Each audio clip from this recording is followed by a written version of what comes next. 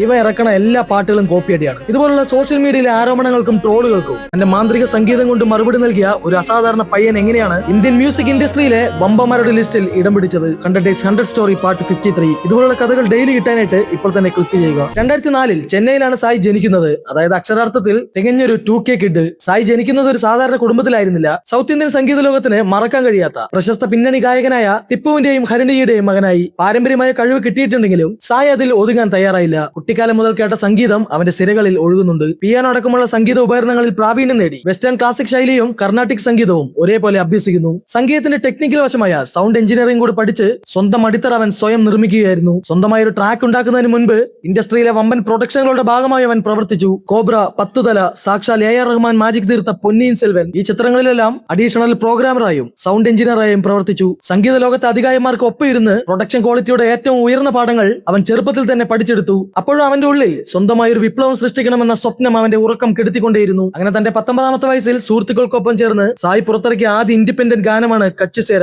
ആദ്യ ഗാനം കൊണ്ട് തന്നെ അവൻ ഇന്ത്യൻ മ്യൂസിക് ഇൻഡസ്ട്രിയെ തന്നെ പിടിച്ചു കുലുക്കുന്നു. ആ വീഡിയോ കണ്ട ആർക്കും അതൊരു തുടക്കക്കാരന്റെ പാട്ടാണെന്ന് പോലും തോന്നിയില്ല. യൂട്യൂബിൽ ദശലക്ഷക്കണക്കിന് വ്യൂസ്, ലോകമെമ്പാടുമുള്ള സെലിബ്രിറ്റികൾ ചെയ്ത ഡാൻസ് കവറുകൾ, തുടർന്ന് വന്ന ആസൈക്കോട് എന്ന ട്രാക്ക് കൂടി വന്നപ്പോൾ സായി അഭ്യങ്കർ എന്നത് വെറും ഒരു വൺ ഹിറ്റ് വണ്ടർ എന്നതിലുപരി ഇന്ത്യൻ സംഗീതത്തിന്റെ തന്നെ ഏറ്റവും പ്രായം കുറഞ്ഞ ട്രെൻഡ് സെറ്ററായി മാറിക്കഴിഞ്ഞു. ഓരോ കല്ലേറുകൾക്ക് മുകളിൽ പുതിയ ചാർട്ട് ബസ്റ്റുകൾ സമ്മാനിച്ചുകൊണ്ട് പ്രമുഖ പ്രൊജക്ടുകളുടെ സംഗീത സംവിധായകനായി വിവിധ കരാറുകളിൽ ഒപ്പിട്ട് കഴിഞ്ഞിരിക്കുന്നു. വിജയത്തിന്റെ കൂടെ വിമർശനങ്ങൾ വരുന്നത് സ്വാഭാവികമായിരിക്കാം. എന്നാൽ അവന്റെ ഓരോ വിജയങ്ങളെയും നോക്കി ചിലർ ഇതിനെ ഇൻസ്പിറേഷൻ എന്നും മറ്റു ചിലർ കോപ്പിയടി എന്നും പരിഹസിച്ചപ്പോൾ വാക്കുകൾ കൊണ്ടല്ല തന്റെ വർക്കുകൾ കൊണ്ട് മറുപടി നൽകിയ ഈ 19കാരന്റെ ഇൻസ്പിറേഷൻ സ്റ്റോറി നിങ്ങൾക്ക് ഇഷ്ടമായാൽ നിങ്ങളുടെ എല്ലാ സുഹൃത്തുക്കൾക്കും ഈ വീഡിയോ അയച്ചു കൊടുക്കുക. അടുത്തത് ആരുടെ കഥ വേണമെന്ന് കമന്റ് ബോക്സിൽ അറിയിക്കുക.